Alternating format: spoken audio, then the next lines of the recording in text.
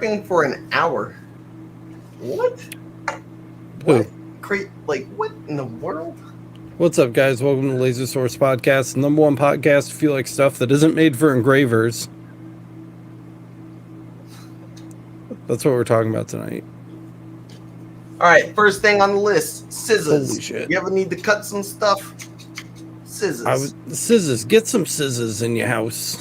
You got somebody who's coming at you, half a pair of scissors. It's a shank. It's a box opener. Why do you have that? I use it for a box opening tool. It broke one day when I was cutting stuff, and I was like, oh, box opener. Why don't you just have a box cutter? I've got one of those too, but... Or you can just have a real box opener. I also use that for back scratching. Don't worry about it. I am in the dark. And my wife is probably going to hear this for the first time on air, sorry, but I think I dropped my car off for a state inspection today with my phone in it, and that's the only way I can turn these lights on and off, so they're off today. Number one tool for non-engraving, your phone. Your phone. I don't have one. Make sure you get a phone. So, yeah, those are off, my bad. Kyle ran away. Yeah, what's up, guys? How's it going in chat? It's going. How you guys doing? I have a really, really long list, and it's all linked up with Amazon stuff. That's what I've been doing for an hour for interested parties. But before I get into that, because I know you guys probably don't have nice aggregated link lists, I'm curious about what you have. What are your favorite non-engraving tools that you have in your shop? Like us or them? No, you. Did you want to say hi to the people first? I mean, hi, people. Hello, everybody. Wow. Look at this. We got Vincent. We got Cuban Crack showed up. We got. I see Laura. Laura's here. Bunny's here. Beam It Up Laser Works. That guy. That guy. Speaking Mike of, C. Yeah. Ooh, Madly Crafty's back. What's up, Madly? Sam. Yep, Sam's here. It's all Sam. From Oregon. Hi, Oregon. Did you say Vinny yet? Vinny's always here. Oh, what up, Vinny? Here. And then we got Gulf Coast Laser Engraving. I'm like, let's see. Yeah, you can make the Mike C is here. Richie. Miranda's here. Good to see you, Miranda. Bunny Washer showed up. My gosh. Derek Schalk. What's up, Derek? Magnets. That's what's up. Yeah, Magnets. dude. Yo, by the way, let me tell you about magnets. I love magnets. Yeah. Are those magnets? These literally box of magnets. Michael Mullins had a magnet. He probably still has it. It was like 2.5 inches in diameter, and it would like break your fingers between it and whatever metal you were putting it on. I don't know why he had it. I don't remember, but it was like a violent like magnetism level. It was pretty intense. Good Lord. I'm gonna have to ask him about it. Paul Walker just showed up. Then we got what up, Yuri. bro? Oh, Yuri's here. All right, we're all caught up. Who's Mr. going Cheese. first? Who's going first? I mean, I can start just going down the Amazon list if you guys want me to. No, but I got a bunch of stuff sitting here. Yeah, I want to hear about it.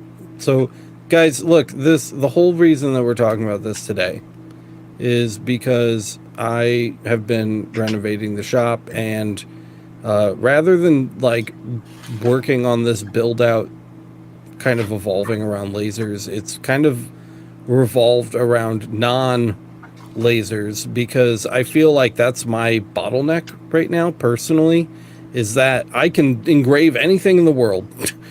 Lord knows it. I can laser everything from the most volatile, dangerous of plastics to the most common metals, no problem, pretty much with my eyes closed at this point.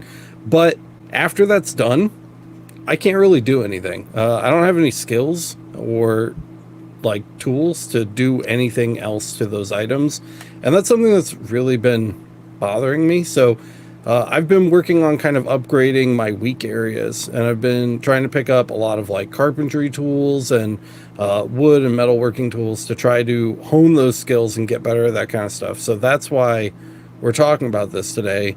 And that's why I have so many links to share with you guys. It's stuff we've never really talked about on the show before, because it's stuff I've never really used before. I don't know how to use half the shit on this list that I have today, and I'm excited to learn. about how to use them and what they're for. But a lot of it, I was just kind of taking shots in the dark. So that's why we're on this topic, just to give a little preface to where we're headed today. But Matt, you had a tool. You were holding it up. Yeah, I'll hold up what's literally on my desk, which is a lot of stuff because, as you guys know, I don't clean up real great when I work, so I usually keep everything within like arm's reach. So the very first thing that's on my list, and if you've got it on your Amazon list and you want to show what you got, I literally use this thing all the time. I bought 2 of this one. It's just a little cheapy guy called a Pittsburgh, but I think this is the one off of our buying guide. Digital caliber. At one point it was. And it's really nice. The other thing that I have is literally like a 30 pack of batteries for these things. So that's another thing you should buy because they cost, like, if you go to the store and try to buy the little tiny batteries for this, like in a 2 or 3 pack, they're like $8. For $12, you can get like 25 of them, and you just keep it in the drawer next to this thing because if anybody's never used one of these things, the caliper will literally just randomly like turn on, like when you put it down, it'll just zap on. Can't see the sun, but there it goes, and it just sits there for days on for some reason, and then when you finally need it and it's Christmas time and you've got that one weird object that you need the perfect diameter of, it ain't happening. So definitely get the batteries for that. Let's see, another thing, this little guy, right, little tape measure. You guys can stop me, but this is a really good one. It's magnetic, and I use it like so. Basically, it's on the post. Oof, I can't do anything right there. It's on each one of my posts. I've got one of these that I usually keep it, and so this one actually has diameter on one side, and then it's got like flat measuring on the other. And then what's nice about it is it just sticks right there, right? I like that one. I need a link to that. Yeah, that one's pretty dope. I don't know where I found it. The other thing that I've got, believe it or not, I keep this around. So this is actually an oil canister. I know you're like, where the fuck did that come from? But I keep this thing around because sometimes like the lenses are just too tight. They get hot, they get cold, they're a pain in the butt. And if any of you have unthreaded your lens with your coupler, that's a whole pain in the ass when you're in the middle of trying to do a couple hundred of things. So this little guy is, I think this was from Harbor Freight for like $3, and it's just one of those things that you can get a little torque. I'm not gonna lie, that literally looks like some kind of weird auto asphyxiation tool. Multi-tool. All right. Tonight's gonna be full of innuendos. I don't know about Windows, but he'll get up in it. Screwdrivers, right? This is one of those things you should always just have a Phillips head and a flathead laying around. These are magnetized ones because if you've ever been working on something and you drop one of the screws down into your devices and you're like, oh crap, right? So there's that little guy. Matt had his coffee today. Yeah, I just had a Mountain Dew not too long ago. But compressed air. And then the other thing I would say too, I've got a Polono printer. I think that's one of the things that we added to the list because actually I remember I added that one to the list for shipping labels. And then what's really cool is you can just print right from your desk. The other thing I've got is monitor stand. So literally like having your 2 monitors raised up off of your desk so that you can have, it literally gives me about 8-9 more inches worth of space back underneath my my monitors to work and have things. And then the other thing is the camera. Like have your camera, I mean, it's right in front of me for now that I'm using it, but have a camera ready to either take a video, to take a picture, to actually like have all that kind of stuff with you. Lens wipes, right? So this is a really big one. All the time when you got schmutz on the laser. My gosh, so many things. Yeah, I mean, that's what I got for now. Cool. Like 5 of those things were tools, but it was nice to hear about. It's nice to hear about your mess. I appreciate the mess tour. Listen, there's so many things here that are good. You don't even realize. Like this mountain. No, I'm just kidding. This Mountain Dew. This Mountain Dew can. This tab actually a conductor. If you want to feel as excited as Matt does right now about the podcast, you should go visit our sponsor, Johnson Plastics Plus. Yeah, they have a lot to be excited about over there, including a lot of non-engraving tools, like really fancy Hotronix heat presses for hats with dual platens and autoclams. I don't even know what is an autoclam. Somebody, I think it was Vinny, was talking to me about an autoclam earlier today, and I don't know, or was that you? No, that was Vinny. Was it Vinny? What the fuck is an autoclam? I don't even know what that means. So the pink non-engraving tool that you made fun of, that's my heat press. Yeah. It's literally like the CP912 or whatever, like, but basically it presses down, but it's a manual press, right? Like literally you can control the pressure, it counts itself down and then it beeps, but it'll literally stay closed.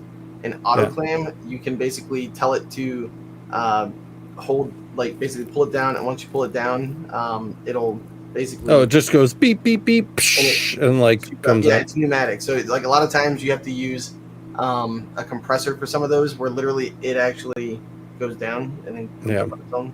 So you press the button with a pedal. And it goes. I guess I did know what that was, but I didn't know it had a name. That's fun. Yeah, and then I've got the hat press and the 3D printer, and then I got a new 3D printer that I'm going to learn about. So there you go. Yeah, you were a sucker for the Bamboo Labs hype.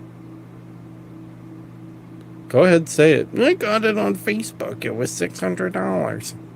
I have no idea what you're talking about. What's up, Chuckles? What are you doing over there? Did you come on? Did you come on tonight to talk about your extensive wrench collection? Yeah, dude. Yeah, These bro. are non-engraving tools right here. Yeah.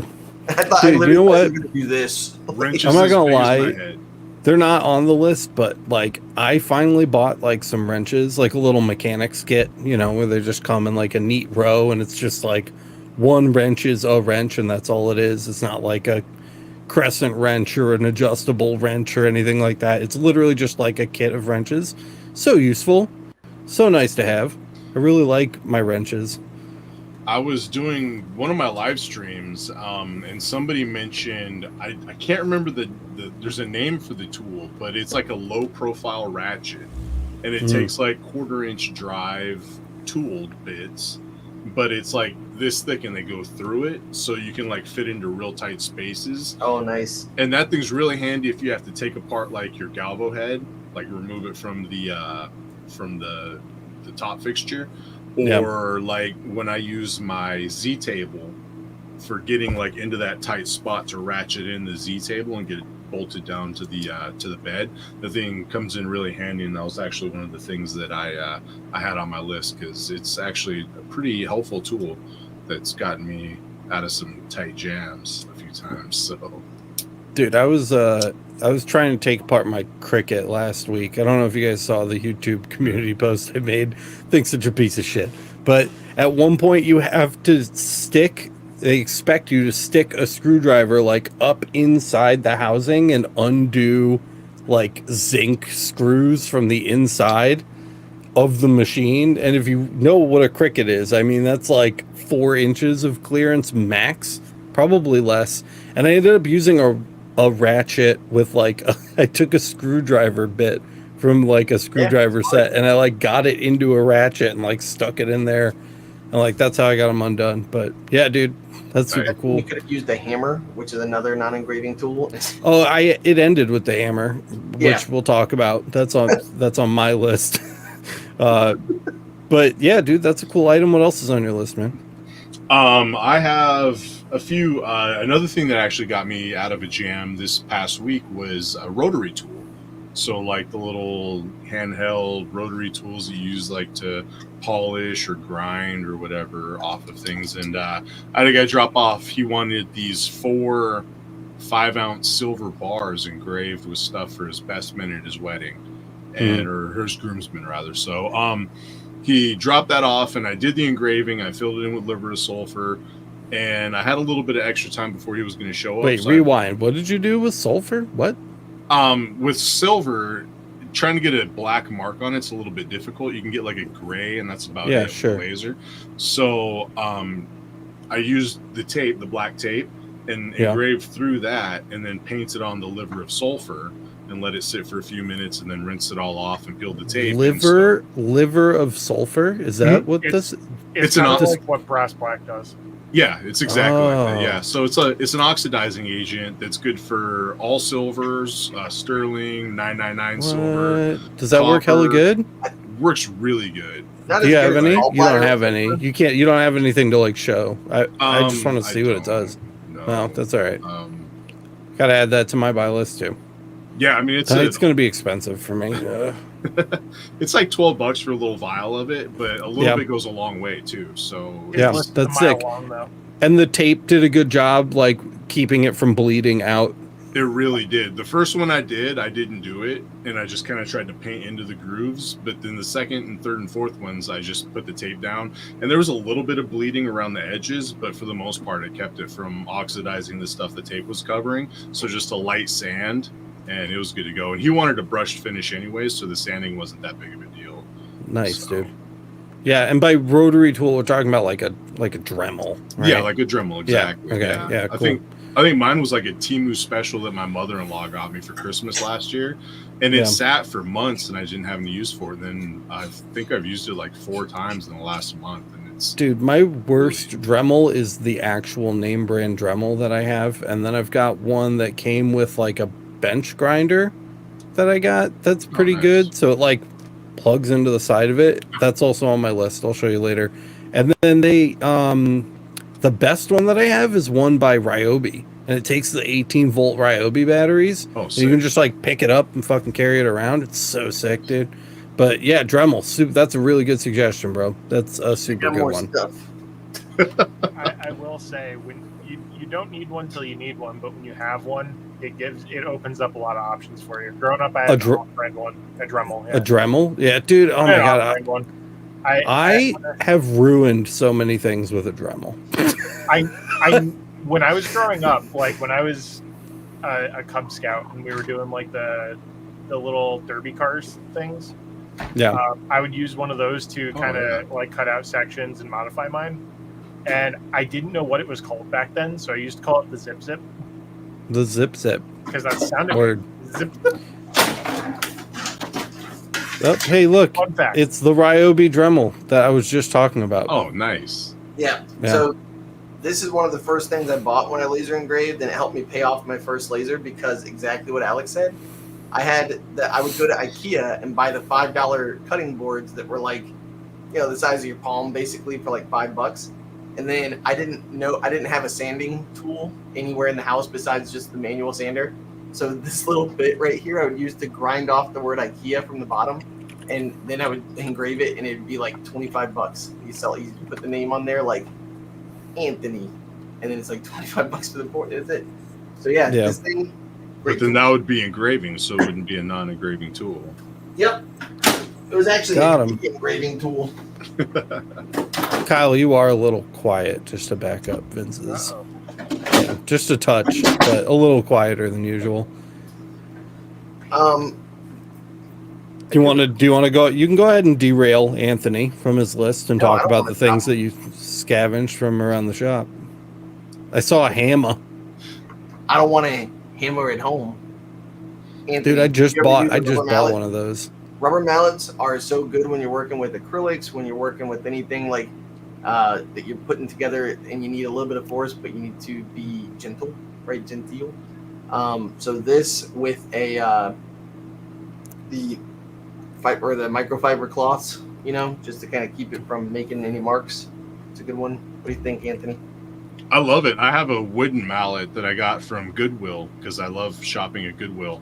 But it was like an old school rubber mallet. It looks like the hammer of Thor. This thing is huge, but it really works great. Yeah. Dude, I just bought a nail gun for reasons, and like a framer, like a real nail gun. Brad nail. And while I was there, I fucking walked past the rubber mallets, and I was like, oh my god, I've needed a rubber mallet for like 5 years, and I bought it. This is my third bought a rubber mallet. Where the other two are, I don't know. This is my third one. I just don't know. It's just such a random thing. That's so funny that you pulled that out because I this is just bought one. Some guy who's a real mensch, right? Anthony. I heard he collects wrenches. He's a mensch with a wrench. But yeah, so this is Anthony's Beam It Up laser tape. And honestly, I use this for a couple of things around the shop. So whenever I've got something and I'm trying to just lay it down flat and keep it from moving but not making a mark, really good for that. When you're working on getting your lenses corrected, when you are like I have a couple of power cords that needed to be like gaff taped down, and this is the wider tape. This is the 4-inch, right? Yeah. Yeah. 100 mil. So 100 mil.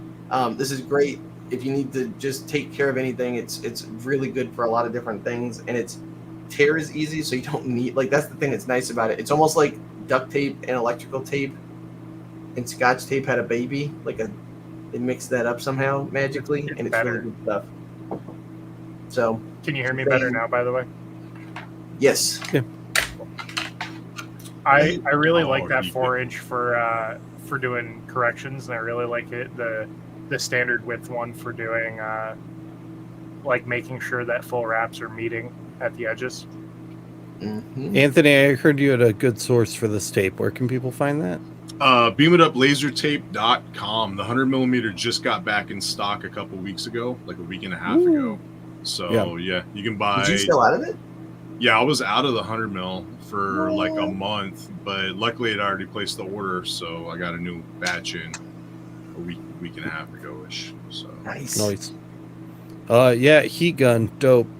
Yeah, so this is super useful when you are engraving the ammo cans.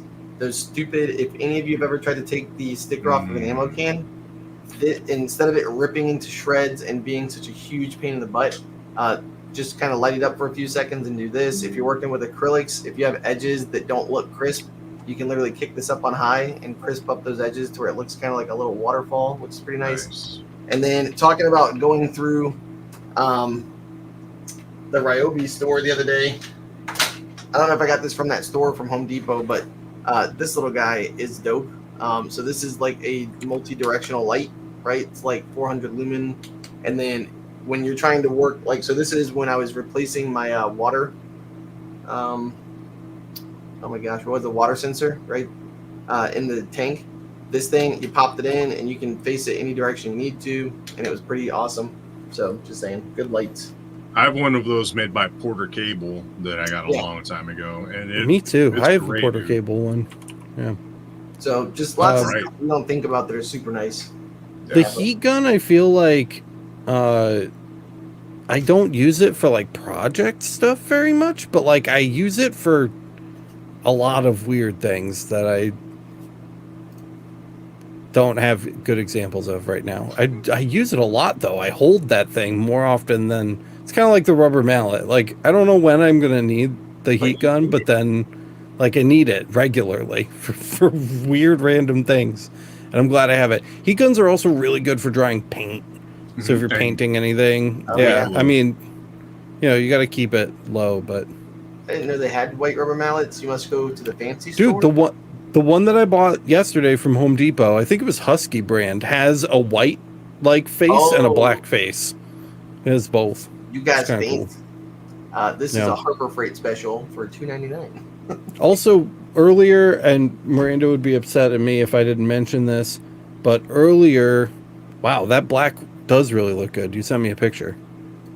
Is that black on silver? That's the stuff? Yeah. Wow, that's awesome. Yeah. Sorry, what was I talking about? Black on black or black on white hammers. And Miranda would get mad at you about something. Oh, if I didn't mention, Matt had brought up the like button cell batteries. If you have kids or pets, make sure that they don't get those, because those are that will kill them. Keep them stored in a safe place. The fatality rate on ingested button batteries is like 80%. I mean, it's like really bad. Like once you swallow it, there's not a lot they can do, and it just like cooks you from the inside out. It's pretty horrific. So lock those up, and when you dispose of them, make sure they're disposed of really well. My go-to is usually to take the button cell and I put it in like duct tape, and then I wrap the duct tape around it before I throw it away, and that works pretty good. So yeah, just be careful with those, because those things can be nasty. See this? Miranda just bought that. Miranda has one of those. It's in the closet. I forget why she got it. I think she got it for the pets to like file their nails down. That's going to the shop. Yeah. All right, what else is on that list, Anthony? A good soldering iron. Oh, So word. that's something that has gotten me through a couple like projects where I was trying to mess around with like LED lighting and stuff inside of a, like you can get like a shadow box and do like a mirror engraving and then do like perimeter lighting with the LEDs. And most of the time you have to buy them in like 3 or 6 foot lengths. So if you trim that down, then you can just solder the wires back together, and boom, you're back in business with the LED lights. So Very smart. Yeah, nice. Was that the end of it? I have a few more. I mean, Matt touched on the calipers, but a good, like a rotary tool, not like a Dremel, but like an actual rotary. So there are a multitude of sources out there, and a lot of them are like cross-platform that you can use with your CO2 laser. You can use it with your fiber laser, and I mean, cups are really still, for years they have been, and they're going to continue to be, I think, for a long time, bread and butter for a lot of people. So if you want to do a lot of cups, you got to have the right equipment to do it, especially if you're trying to do wraps like I was saying earlier. You want something that's good in precision, and you're going to be able to have like a high repeatability rate with too. So have a good rotary tool. I really like my X Tool RA2 Pro that I have for my diodes. That thing is, when all else has failed, I know I can slap a cup on that, and I have good settings with the diode if I'm like striking out with my fibers. And so that's sick. I think that's Good pretty shit. much chewed through most of what I was able to come up with off the top of my head. Nice. Kyle, you got a couple things together? You got any suggestions? Yeah, I do. You need a crock pot. You do to need feed a yourself with. Make sure you get a drink fridge with a minimum of 57 Red Bulls. Just in the top jumps. Curl up with your Red Bull and a good book and a puppy. Take a day for yourself. My puppy is laying on my feet right now.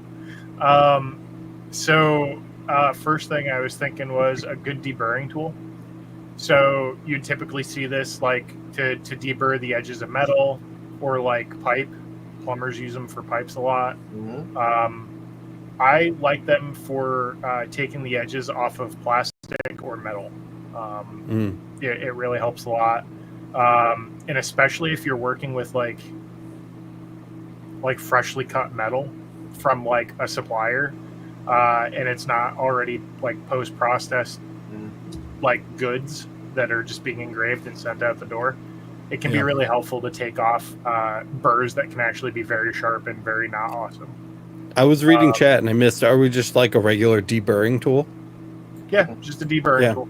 Yeah, nice. That's a good one. You can I don't think I have one of those. I have a link to a good one. I will drop for you for the list. Okay. Courtney got one for me 2 Christmases ago, I believe, and Nice. it's been very helpful. A 3D printer, because I create a lot of tools and jigs with mine, so it's very helpful. I would mention, I'll mention it. I have a Trudon 2.0 that I'm upgrading to a Pro. I still don't entirely know how I feel about it because I just haven't run enough stuff on it, but I'll get to doing a video about that at some point. Melamine sponges are on my list. Oh, Hell yeah. So they're very helpful for cleaning stuff off, particularly tumblers that you're removing powder coat, but also like the woods that use those really, really tarry glues that kind of stick to the surface, especially if you're not a fan of masking, because I don't like peeling stuff off after I put it back on just then. It seems redundant to me. I'd rather take a melamine sponge and a little bit of degreaser and just rub it off. I really like melamine sponges because I feel like normal cleaning apparatuses like destroy the thing that you're trying to clean as an act of cleaning it, and I feel like with the melamine sponge, the sponge destroys itself. It's like a sacrificial as the action, and it's super effective. Yep. Same thing as magic eraser, like Derek said. It's just the generic version of that, so you're paying like 10 to 30 cents each instead of like $1.50 each, and you can get them in bulk. You can get like 50 of them for like 10 or 15. Yeah, I got a 50 pack like bag of them off Amazon like 2 years ago, and it's still got like almost all the sponges in it. So Yeah, I got a 25 pack, like whatever the last Amazon deal thing was. Yeah. I used 2 of them. I got it off of the list that you had ages ago. I bought like I think it was either the 50 or the 100, whatever you had back on the list ages ago, you know. Mhm. And I got cup order after cup order. And the nice thing is, like like you said, when you scrub through them, like I feel like when you're doing cups, like the way I do it is I literally do it 10, like I go 10 times and I turn the cup a certain thing. I hit 10 times, but then I go horizontal and vertical on it, so that way you get all the crud off. I don't know if it's like an OCD thing, but I count and have like a whole little process. But like I destroy those things, but you don't feel bad, like you said, when they cost 15 cents versus if you went to Publix or Kroger or wherever you go shop and you spend $1.50, like Kyle said, you know, that's when you're like eating into profits. But when they're a quarter a piece or less, you know, you don't feel. I really like Derek's like pro tip in the comments. He said you can also use them for staining things, which is really smart. Yeah, I never would have ever tried that, but now I feel like I want to. To get into small nooks and crannies where having the whole sponge, I will take a utility knife and chop it up into little blocks, and I'll kind of use them to get into the small details of stuff or around corners. Really helps too. Nice. Yeah, and the Scotch-Brite comment there from Bunny. I like Scotch-Brite, and then also for metals, I've been kind of getting into like the steel wool too. You know, like a coarse and a fine, and being able to use both of them. That look is like growing on me pretty rapidly. By the way, 2 more things above. Somebody mentioned, oh, here it is, Bunny Washer. I thought it was him. Said Direct Tools is where you can go get the Ryobi stuff. They own the store, and they're cheaper than Home Depot. But be careful with that. Some things yes, some things no. They're batteries. Like so, if you do have Ryobi stuff, like I know Alex and I love Ryobi. I think Kyle's got. I've got Ryobi and DeWalt. Yeah, DeWalt. That's right. You fancy boy. Anthony, what are you rocking mostly? I have a mix of Ryobi and the Porter cable stuff. So, but that's one of those things. Like the batteries, I found they actually charge more there. So that's the kind of thing. Like do some comparative shopping. But last thing I'll mention was the sublimation printer that's over here. That's definitely on our buying guide and something that I've actually been doing pretty well with lately. I got some Christmas ornament orders, and I did some ceramic ones, and I have pictures of that I can show you guys. But basically, it's great, man. Like we made this thing for Miranda. Miranda won the soccer MVP, so way to go, Miranda. We did that ages ago with me and Kyle live. And then just saying, so this is one of those things for like a quarter's worth of ink or 50 cents worth of ink and like a $7 blank. You're selling this thing for like $40-$50. So and that's something you can grab from our sponsor. Yeah, JP Plus. But then the heat tape. So this is a heat tape holder, which is really nice. It's weighted. So it basically you can get this little guy and it saves you a whole bunch of pain in the butts when you're trying to. Wow, that looks like straight out of 1987. That's crazy. Yes, I put this next to my dot matrix printer. Very it looks like it came from next to a dot matrix printer. Well, it's because this thing has such a wide diameter, and then on top of it, it has to be weighted down because you have to like yank the crap out of this to make it go. So, anyways, I feel like that's the majority of my stuff. Word. The only other thing I was going to mention was a good knife, like a utility knife where you can replace the blades. It's very helpful, especially if you don't want to be dicking around with sharpening knives, like your personal knife, and you sharpen or you engrave knives for customers, so you don't want to use those. So the utility knife is handy because you can just swap out the blade when you need to. You can take the blade out and use it to scrape like residue off of stuff, like acrylic, as a flat edge or glass. It's very handy. It's a utility blade. So very nice. I have like 5 of these strewn around my shop, including the one I did for the video. I actually have 3 more of those. I have like 4 boxes of blades, and I use them very frequently. Sick. And they're cheap. They are, indeed. Ooh, Michael just said clamps. That's something I just had to buy some of this week because I was doing a wood project that I needed to glue together. I don't even think, did I put them on my list? Even when you're doing like acrylic and you have like, you're just trying to keep stuff clamped together where you want it to like, I've used it when I've had acrylic pieces and you had to use the adhesive, you know, like that little liquid adhesive on the edges where you just needed to keep something lightly in place. I didn't put them on my list, but I just got a bunch of bar clamps that I'm super happy with. They were the Work Pro brand on Amazon. What you rocking there? Let's look at that bad boy. Nice. Oh, that's a puppy. That's not a clamp. This was the thing I used the clamp on right here.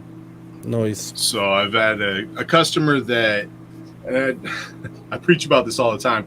I had a customer that brought me some cups for their wedding, and I gave them a couple free bottle openers with a little logo I threw together for them. And then they ordered 70 of the bottle openers, and I put the bottle openers in a little cigar box that I engraved the logo on. And she's like, I want something like that, but bigger, that people can sign for like our guest book. Oh, cool. So I turned one cup order into the bottle opener order. And then this is kind of like a faux barrel head.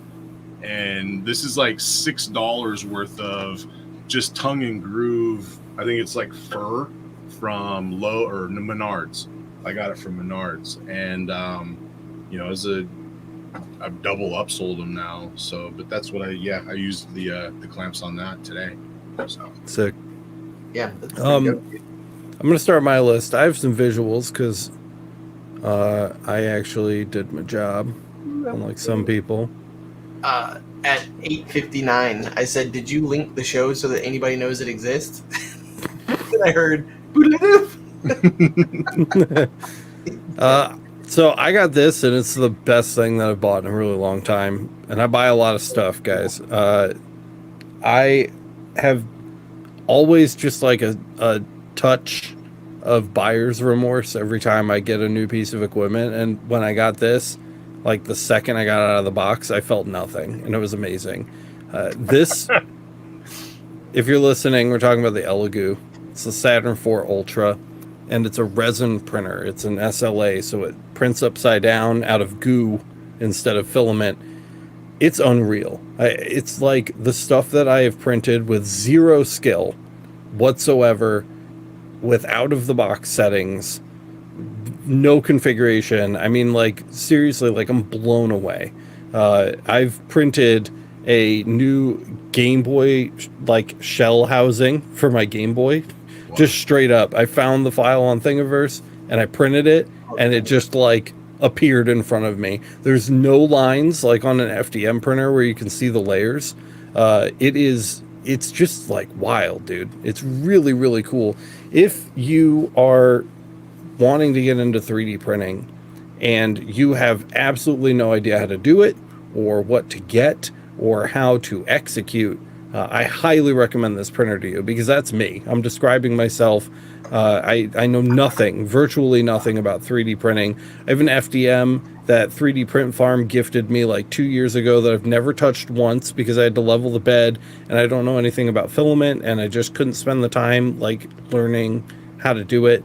And I literally plugged this thing in, and I had a print in like an hour. I had a print coming out of it, and they have all come out pretty much flawlessly.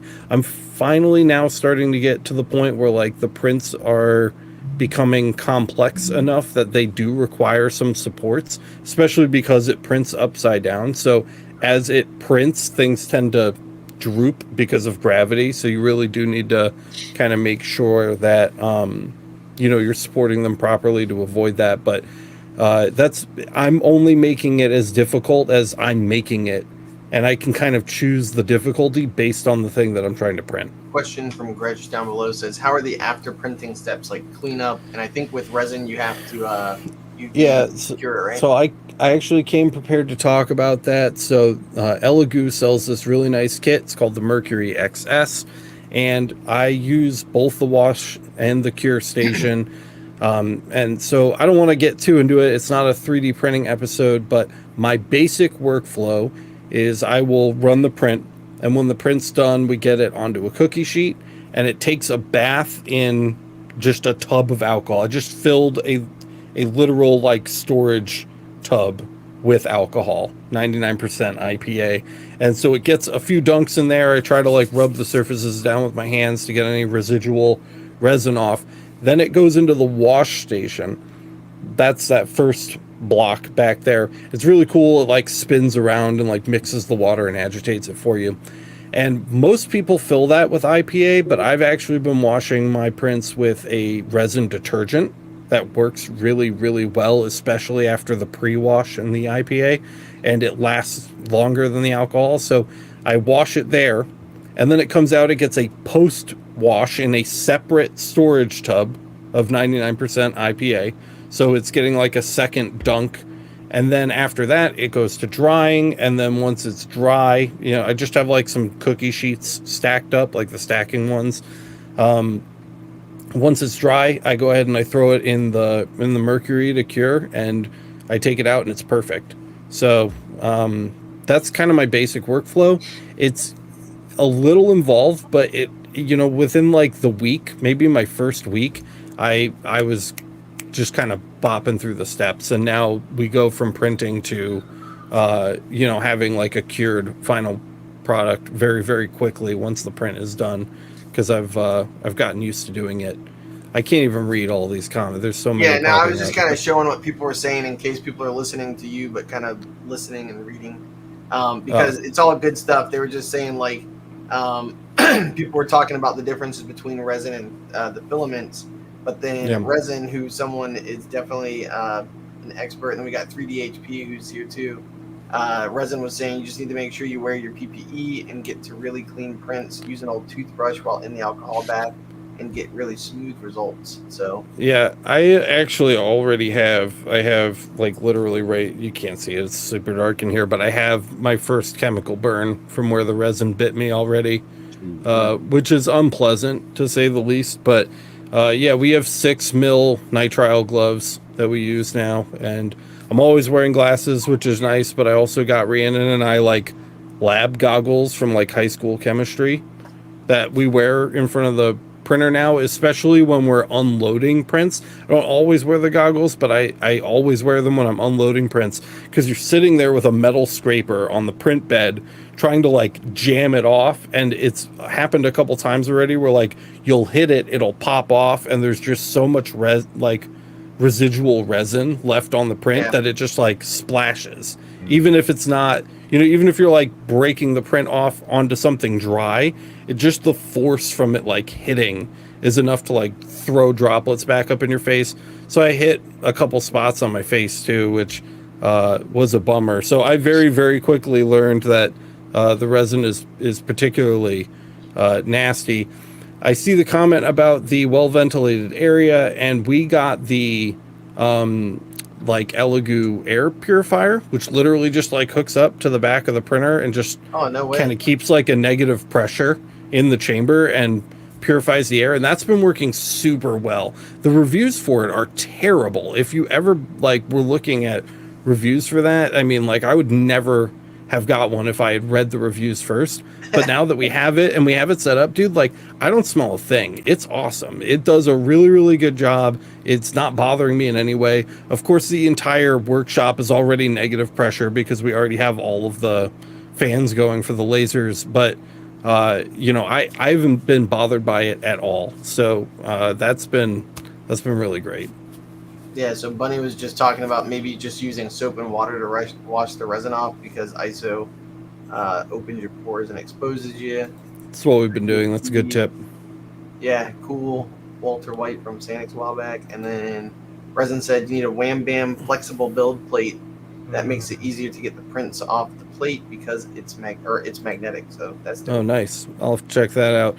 I saw a bust of on the show Grand Moff Tarkin that I really want to print. That's on my list. I just finished a dinosaur for Felix. He wanted like a T-Rex, and I need to assemble it now. But I don't want this whole thing to be about printers, but I've just had a really, really good experience with this one. So I wanted to share that because we haven't really talked about it on the show or on the channel at all, but it's been one of the things that's been taking up just like a ton of my time lately, is just kind of learning this machine, and it's just been so user and beginner friendly, and I've been really happy for those with of you it. who don't know Alex, he's like, I'm never gonna buy that shit. I don't need it. Like, so for him to go from that to this, it must be something pretty decent. Yeah, that's really good. And I have to thank Kyle for that, because that was at Kyle's recommendation. I was looking at much more expensive printers, and Kyle pointed me to Elegoo, and I'm super stoked on it, man. I'm really enjoying my time with it. But anyway, more tools, guys. Files. Nice. Do you own files? Because I didn't. Yes. And now I do. So I got both the full-size big boy files, and I got some little needle files, which have been really nice for 3D printing, actually. Being able to like get in there and like file down the little support nubs and things like that. So if you don't have files, grab some files. These were super cheap, but not so cheap that they seemed like garbage. And when they came in, I just unboxed these yesterday, and they feel like super sturdy and well made. So this is another thing I was like pleasantly surprised by this. I didn't want to invest a ton of money in files. I don't know a fucking thing about files, but I wanted, to have some. And the fact that they seem really high quality to me after the fact was a bonus. So files. Do you guys all have files already? Yes. I don't, but now you're making me wish I did, because there's been plenty of times I've cut stuff with the laser, and you're like, you want to clean up edges, or like I did that big bronze plate, and you could tell they just like stamp cut it or whatever, or sheared it, because there was like that lip from the cut, and I spent probably an hour almost sanding that down flat, whereas something like that would have knocked that down a lot faster. So it's a good call right there. The next few items on my list I got. So my brother wants to build a Dungeons and Dragons gaming table, specifically for playing Dungeons and Dragons. And he found like this like how-to guide online that gives you all the materials and tools and stuff, and you follow it, and at the end you have a table for playing Dungeons and Dragons on. And I wanted carpentry tools because I don't have anything for woodworking. Like literally the only way that you can cut wood in my shop is with a laser. And if you don't or can't cut it with a laser, it's not getting cut at my shop. So I figured I would get the tools, he can build the table or whatever, and then I would have a bunch of tools left over at the end, which seemed fine to me. So all of these next items I got all at once. I did my shopping again based on just what I could see online. I know nothing about these kind of tools, let alone how to use them or what they're for, but I read reviews and I tried to pick things that weren't absolute garbage. For all of the following, I went for Skill as a brand. It just seemed decent, and now that they're here again and unboxed, they seem super good. So I got a miter saw so that I could have a miter saw. It's gigantic. It's huge. I had no idea how big this was going to be. It's like absolutely massive, and it's going to have... We brought our old dining room table from home because we just got a new dining table finally after many years. So I brought the old dining table home, and that's where this is going to live because it's gigantic. I get that a miter saw is for like doing like joints for like things to meet up at an angle, but that's where my understanding of this equipment ends. So I grabbed that. I also grabbed this 10-inch portable table saw, which is pretty cool. Yeah, this one I get a little bit more. I understand it a little better, and I feel like this will actually be nice for cutting material down in the shop. And then I just grabbed some corded tools that I just didn't have that I feel like I should have, like a circular saw. I grabbed a jigsaw, which I've already used for cutting the slat board that we're putting up in the showroom. If you guys haven't heard about this, go check out like the most recent episode. The one I literally uploaded yesterday has a little preview of the new showroom that we're building, and it's got a bunch of slat wall in it. The jigsaw has been really useful for that. I also grabbed a corded drill. I don't own a single corded drill. And last but not least, this digital level from Skill looked really nice. And I have Jimmy's. So I've got a bunch of really small levels, like the Starrett that I use for laser things. And then I have this giant, like 8-foot long, like massive level that Jimmy gave me before he passed away, and that's it. Like nothing in between. This is a 12-inch. It's got a nice little readout on it, and you can like tear it to 0, which is really helpful. So in a situation where you're trying to, like, for example, level the galvo head to the bed, you can set it on the galvo head and tear it and then set it on the bed, and it'll show you how much it's off based on its reading when it was on the head, which is super nice. And most of the digital levels that I've seen anyway are like crazy expensive, and this one was only $60. So that seemed like a good deal, by the way, to me. So Money Washer's comment is very on point. As someone who's new to woodworking, use a push stick with the table saw. oh yeah, for sure, I could totally do that. Like, the reason if you saw me giggling to myself is I'm literally sitting here thinking like Alex is gonna be like, "Hey guys, welcome to Laser Everything, the place where if you like 8-fingered laser bandits, this is the place to be," and it's gonna be thumbs up. It's gonna be thumbs. Like, I'm just waiting for that shit to happen. Super true. God. He's gonna resin print himself some thumbs and be like, Mike C was following up with that. He said, "Did you laser cut or 3D print a push stick for the table saw?" "Oh my Definitely. god!" Yeah. By the way, a couple of people had said to grab this Diablo saw blade, so it's Interesting. I'm looking to. Oh, yep. Too. I saw a couple suggestions about getting a router too, which is not something that I'm against, but I feel like more so than anything else, I've already, like, I understand a saw, like saw, chop, you cut, the saw boy, but a router is kind of like, that's All right, weird. ready? Like, I can explain a router super easy. Here's a spinny jig that spins real fast.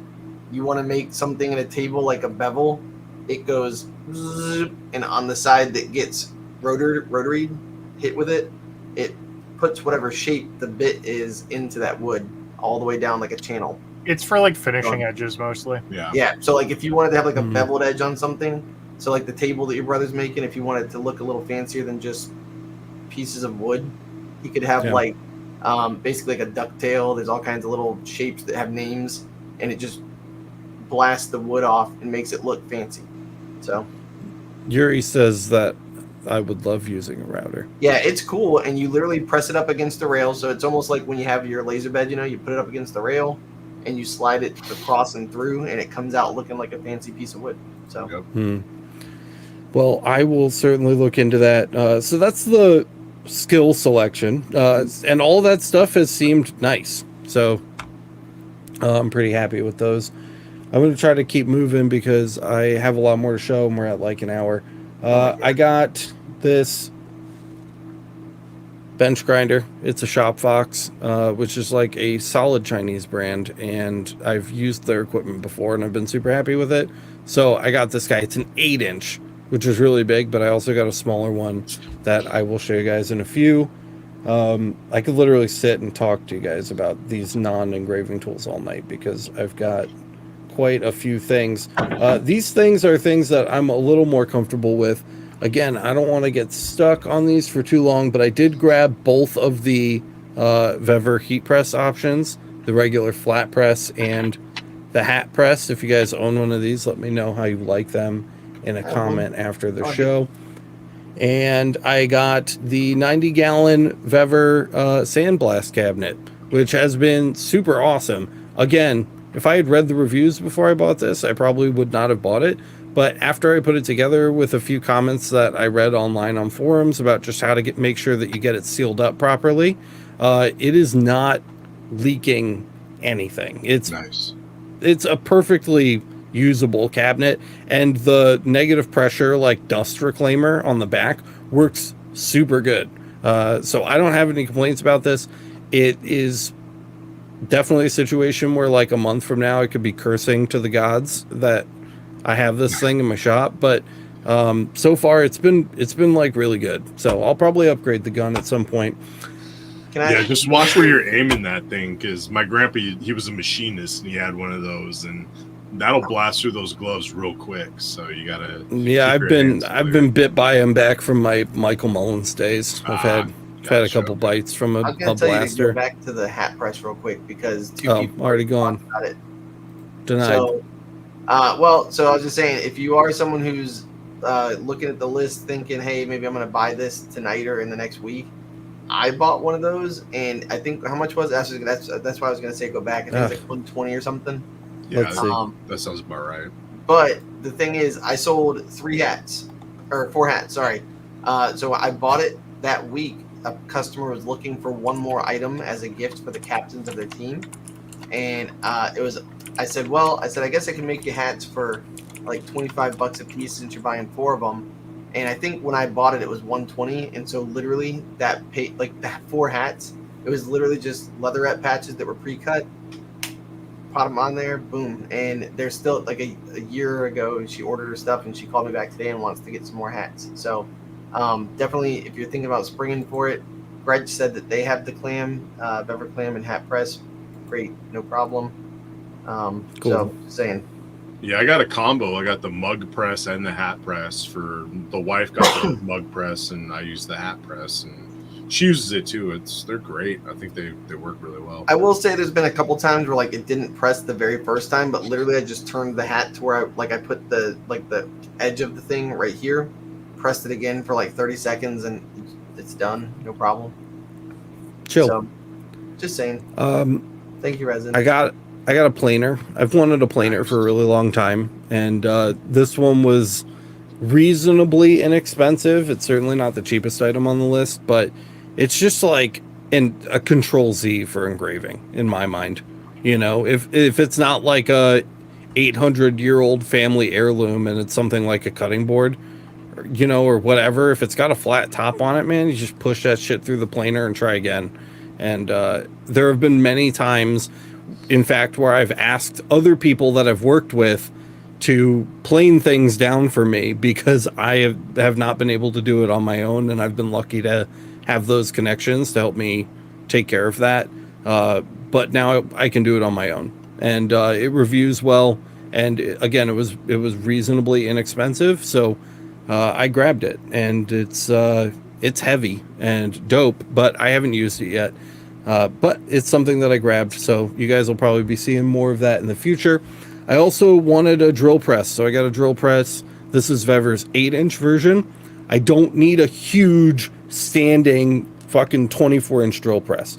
I got a tiny little tabletop one. It's like a little itty bitty baby, just so I can drill some straight holes when I need to drill straight holes. And it takes up like barely any space in the shop. It's just mounted to one of my work pro tables, and it just sits there, and it exists for when I need it. So I was stoked on this, especially because of the price. $99. Forget about it, dude. Like, I'm all in. If you don't have a drill press and you can get one for $100, dude, it's solid too. It's rock solid. All this Vever stuff has been really good. And then I don't have a reasonable sander. Again, under $100 for a disc belt combo, and it's a 4x36 on the belt, which is great. It's like the perfect size for dealing with engraving stuff.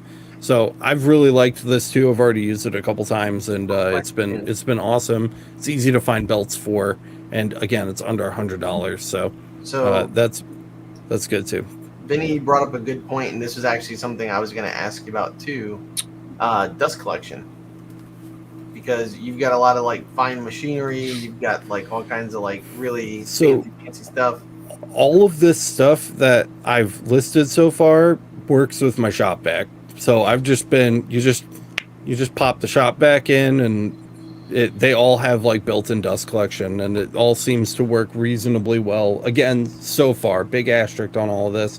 The last Vever item on the list, I have the big bench grinder, but this is a like jewelry polisher, so it's way smaller. It's only got a 4-inch disc on it, and you can see it's got the attached rotary tool that we were talking about earlier, which is super handy. So it literally will just use that drive, and you've got a rotary tool there, kind of like all in one. So it was really nice. $50. Again, I was just like, whatever, dude. Like, I'll roll the dice on $50, and it seems solid. It's like a solid little, like mini baby bench grinder. What's nice about that is that's one of those things when you need it, you're like, damn it, why don't I have it? But if you do have it, then you're like, oh my god, that was so worth the $50.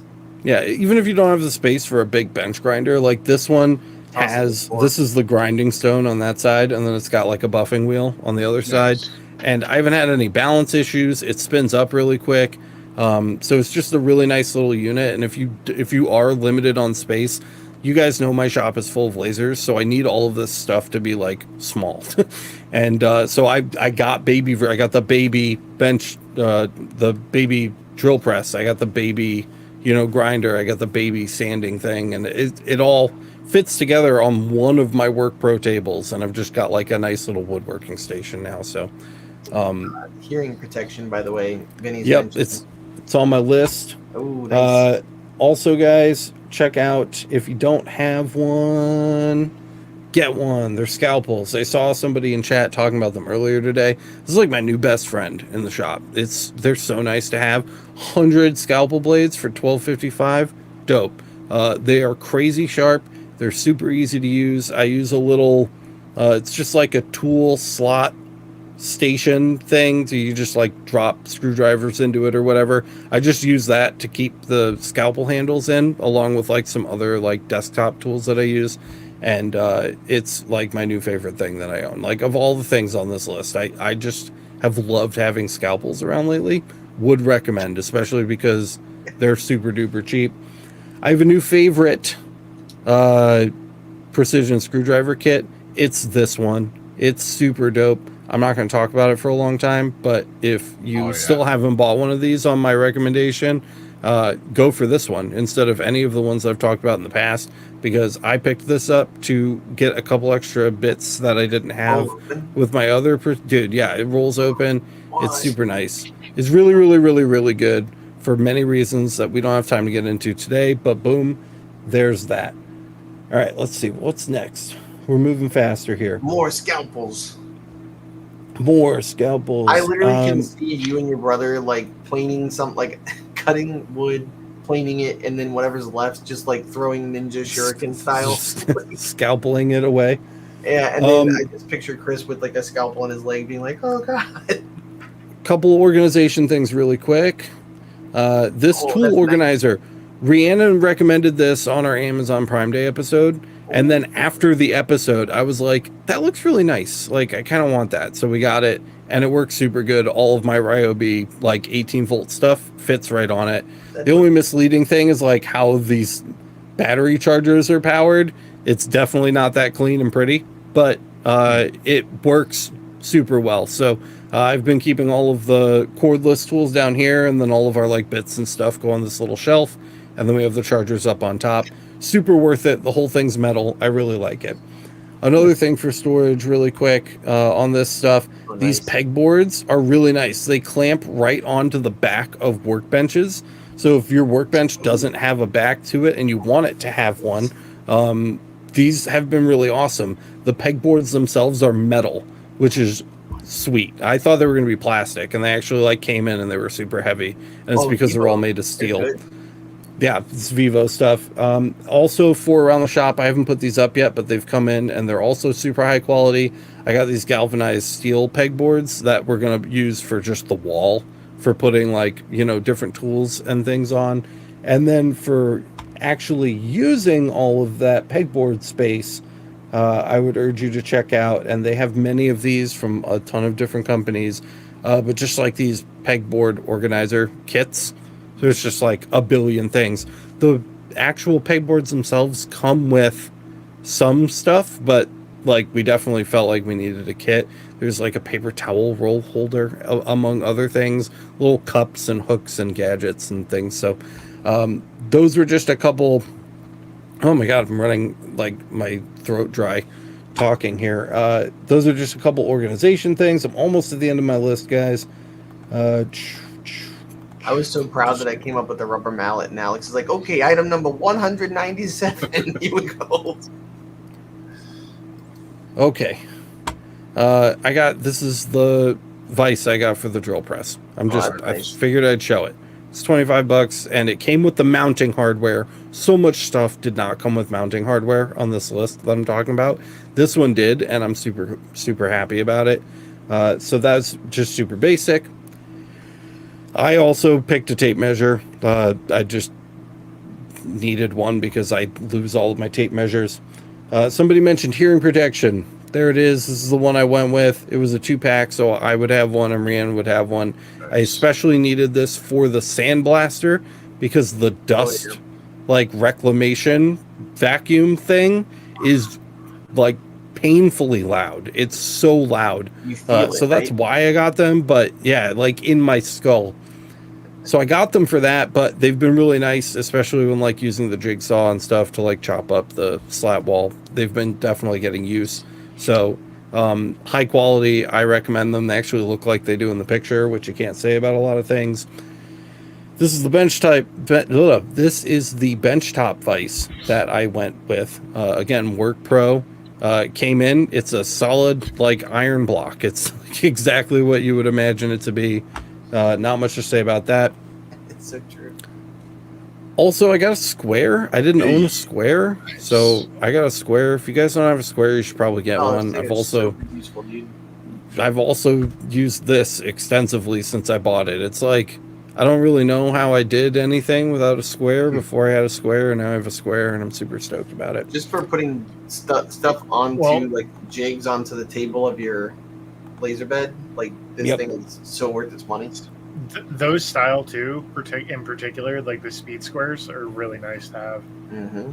Yep. And then I got this because it looked interesting, but I haven't used it yet. But it's a 3D square, and I was like, that looks super useful, you know. So like while I was getting a square, I also got a 3D square because I don't know, it just looks like really cool and useful, and it's $10. Yeah, so, $10 done. Somebody mentioned, I think it was Anthony, a nice soldering iron. The Ryobi one that I have is okay, but you can't set the temperature. It's just like a dial, and it's just min and max. And I wanted something a little nicer, and I've already used this multiple times, and it's been super good. The little hot air gun like turns on when you take it off of the like little rest, and then turns off when you set it back down, and you can set the temperature for both independently. So it's just been like a nice little station to have. So this was a soldering iron that I really liked. And we're in the bottom of the list here. I feel like this should be a Christmas episode. Dude, I'm just like this is all stuff I just want to send to my in-laws and my parents. Right. Because my dad will be like, here's $100 to Panera. And I'm like, God damn it. Like, I mean, I'll eat it. Fine. But still. It's good soup. Bunny's going to make fun of me, but I got the Cricut Joy Extra. Oh, Bunny said which that we talk about crickets with no shame. Yeah, super dope. It works really well. It does 8.5 by 11 is its max size, which is all I really care about because I got it to make stickers, and it makes them real good. So I've already made a ton of stickers, especially like cool holographic ones. I've been having a lot of fun playing with it. And in order to print those stickers, I grabbed a couple new printers. I've got the Canon Pixma G5020. I picked this one specifically because, yes, I'm running out of vocal steam. I picked this one specifically because, yes, it is a like tank printer, but also because it doesn't have any of the bullshit I don't need. There's no scanner, there's no copier, there's no fucking fax machine on this thing. It literally just sits there and prints, and that's what I wanted it to do. Then I found out how crazy a resolution you can get from laser printers. Did you guys know that laser printers go up to like 1440 DPI? Because I didn't. That's fucking crazy, and they work really well on vinyl. So if you want to print on vinyl, something like this, the Canon Color Image Class, again, chosen because it does not do anything except print. So all of the big like office combo units are substantially more expensive because they do a bunch of different shit that I don't need it to do. I just need it to print on vinyl. What? Is that a tank printer too? No, it's a laser. It's a laser, so it takes toner. Okay. Oh, nice. Oh, even better. Yeah, toner cartridges. So I got this. The resolution is unreal, and I'm really upset at myself that I have been using inkjet printers to do color when you can get the kind of resolution that you can get out of a laser printer. I don't know. It's a discussion for another night. We need a new label printer. So I got the ArcScan 2054A. It's LAN. You can use it on Ethernet. It takes standard 4x6 labels. And last but not least, and this is my closing thought, you guys.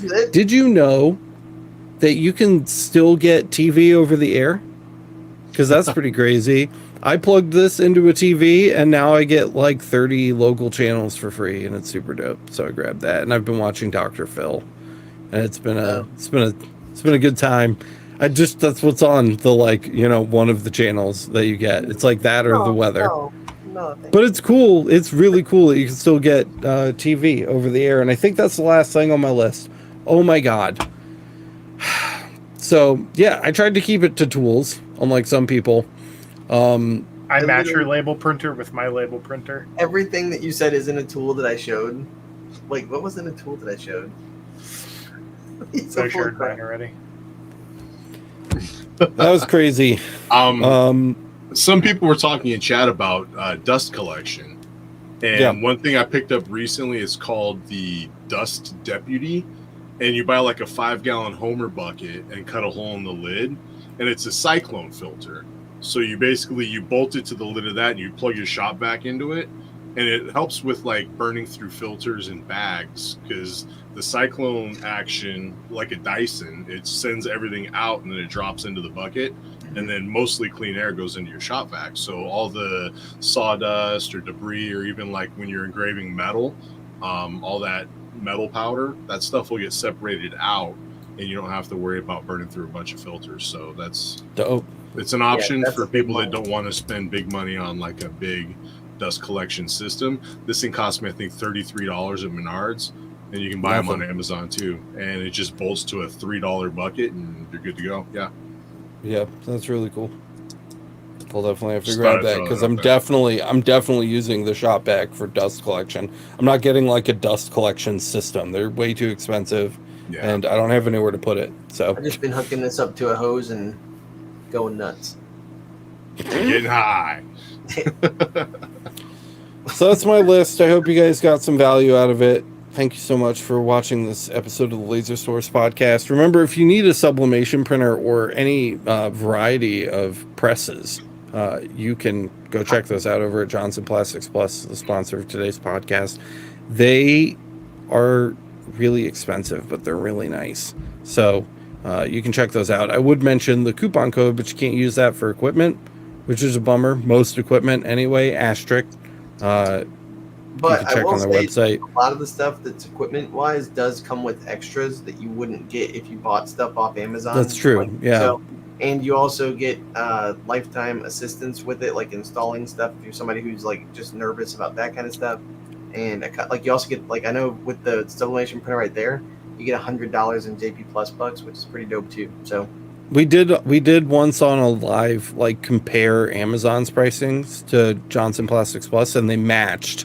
Yeah. But then Johnson Plastics Plus gave you extra incentives over it that you didn't get included in the sticker price from Amazon. So it's definitely worth checking out. You're not usually paying a premium to shop over there. And for everything not equipment related, you do have a 15% off coupon. It's YLRZDF. And you can find that down in the description, and just double check and make sure it hasn't changed since this video was recorded. As far as stuff goes, Anthony, you said you had a new episode coming out soonish, or you have to edit voiceover or something? What are you working on? Voiceover work on it's just like a simple rotary video. There were some questions about that on Discord, and instead of typing out like a mile-long answer, I kind of came up with a slideshow I'm trying to do a voiceover on, shoot some people for. So hopefully that'll be coming out soon. I just got to catch up on some projects. Keep an eye out for that over at Beam It Up Laser Works on YouTube. Yeah, yes, Beam It Up Laser Works on YouTube. Kyle has some interesting stuff coming out soon, which I won't say anything else about, but you guys will be seeing more of Kyle on the channel soon. And Matt's just fucked off in a hurricane and died. Yeah. No, I actually have 6 months worth of pre-recorded things that Alex has never edited and doesn't know where they are. I don't.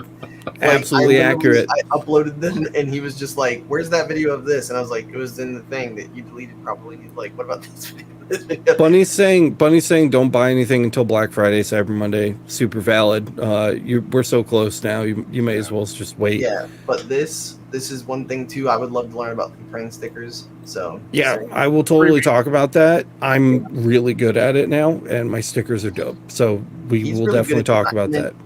Like making the stickers in AI too.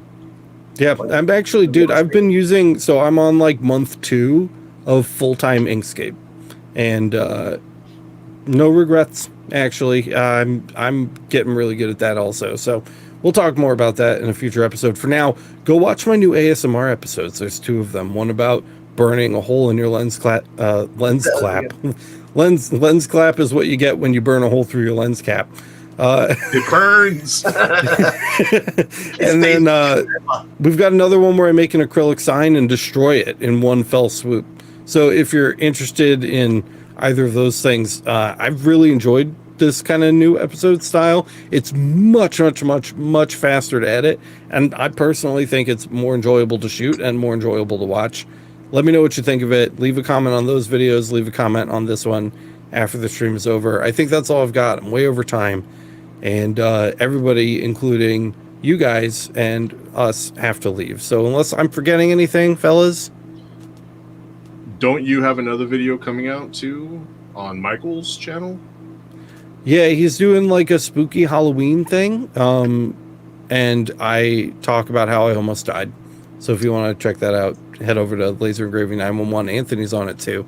And I think that's it. Support us, masters.lasereverything.net, or any of the other ways that you can over at lasereverything.net/support. That's all I've got, guys. Thank you so much for watching this episode. And we will see you in the next one. Good night, everybody. See you guys.